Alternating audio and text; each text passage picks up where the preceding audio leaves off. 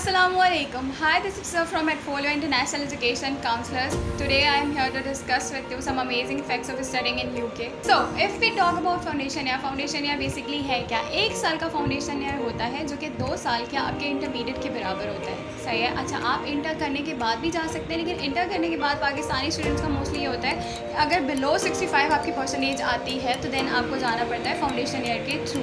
ठीक है. फिर 1 साल का फाउंडेशन आप करते हैं और 3 इयर्स का बैचलर्स करते हैं, लेकिन हम स्टूडेंट्स को ये सजेस्ट करते हैं कि आफ्टर मैट्रिक और आफ्टर योर ओ लेवल्स आप जाएं और फाउंडेशन ईयर करें. वहाँ पर 1 साल का फाउंडेशन ईयर होगा, देन आपका 3 इयर्स का बैचलर्स होगा. सही है. तो ये आपके लिए शॉर्ट टर्म भी डिग्रीज़ हो जाएंगी आपकी, और इसमें ये होगा कि आपकी जब शॉर्ट टर्म डिग्रीज़ होंगी तो उसमें आपकी फ़ीस भी तो काफ़ी कम हो जाएगी, क्योंकि अगर आप 2 साल के पैसे एक जगह पे दे रहे हैं और वहाँ आप 1 साल में फाउंडेशन ईयर करें तो उससे ज़्यादा बेहतर क्या होगा. सो अगर हम फाउंडेशन ईयर के बाद बात करें तो फाउंडेशन ईयर के बाद आपको मैंने बताया जैसे बैचलर्स की डिग्री जो है वो 3 इयर्स की है. तो अगर बैचलर्स के बाद हम बात करें तो मास्टर्स की डिग्री की हम बात करते हैं. मास्टर्स की डिग्री वैसे अमूमन अगर देखा जाए यूजुअली जो हमारी कंट्रीज़ में होता है, जैसे पाकिस्तान में है या आप बाहर के किसी भी ममालिक में देख लें, तो उसमें ये होता है कि आपको 2 साल का मास्टर्स का प्रोग्राम मिलता है. लेकिन अगर हम बात करें यूके की तो यूके में 1 साल का पोस्ट ग्रेजुएट डिग्री का प्रोग्राम होता है. अगर हम बात करें जैसे हमने बात की अभी फाउंडेशन बैचलर्स और पोस्ट ग्रेजुएट की, तो ये डिग्रीज़ की शॉर्ट टर्म की बात हो गई है कि यहाँ पे शॉर्ट टर्म डिग्रीज़ आपको मिलेंगी यूके में. लेकिन अगर हम फीसेस की बात करें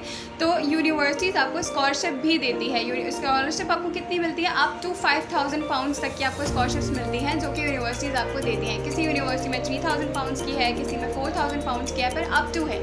जब आप अप्लाई करवाते हैं, अप्लाई करने के बाद आपको पता चलता है कि आपको कितनी स्कॉलरशिप जो है वो यूनिवर्सिटी की तरफ से दी गई है. जैसे हमने बात की है अभी फीसेस से रिलेटेड, स्कॉलरशिप से रिलेटेड, तो उसके बाद बात आती है IELTS की या इंग्लिश प्रोफिशिएंसी की. तो यूके में अगर हम देखें तो there are some universities which requires you like you can go without IELTS.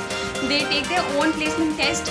अगर आप उनका टेस्ट पास कर लेते हो तो देन आप जा सकते हो easily. There are some universities like 5 to 7 universities we have on our panel जो कि आपको एडमिशन दे देती हैं without IELTS. As we talk about IELTS now, let's come to the point work permit. अच्छा, स्टूडेंट्स को यही होता है कि हम बाहर जा रहे हैं, वहाँ वर्क अलाउ है या नहीं है. तो यूके में वर्क अलाउ है. इवन आफ्टर बैचलर्स भी आपको 2 इयर्स दिए जाते हैं वर्क परमिट के लिए, पोस्ट स्टडी वर्क वीज़ा जिसे कहा जाता है. और इवन आफ्टर बैचलर्स भी 1 साल का आपको मास्टर्स प्रोग्राम होता है, देन 2 इयर्स का आपको वर्क परमिट मिल जाता है. तो वो आपके लिए ज़्यादा अच्छा हो जाता है. मतलब अगर आप देखें तो आपकी 1 साल की फ़ीस यहाँ पे मास्टर्स की जा रही है, ठीक है, जिसको आपके 2 सेमेस्टर होते हैं.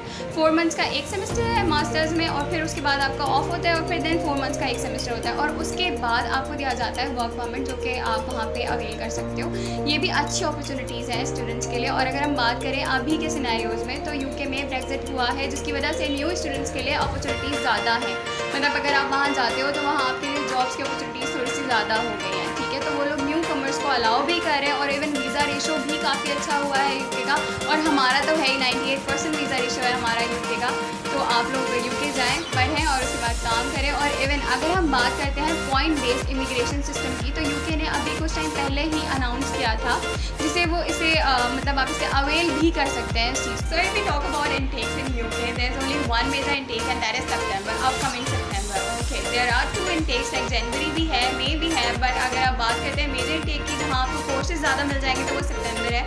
तो डेडलाइन नियर है. आप लोग as soon as possible apply करवाइए. अप्लाई किस तरीके से आप करवा सकते हैं, हमारी डिटेल्स आपके पास होंगी, आप उस पर हमें कॉन्टैक्ट कर सकते हैं. ठीक है. और उसके अलावा आपके डॉक्यूमेंट्स क्या क्या चाहिए होंगे, आपके ऑल एजुकेशनल डॉक्यूमेंट्स चाहिए होंगे, और आपका पासपोर्ट चाहिए होगा. तो आप ये चीज़ें दे दीजिए, क्योंकि अभी अप्लाई करने के लिए जो है विदाउट IELTS भी अप्लाई करवा सकते हैं.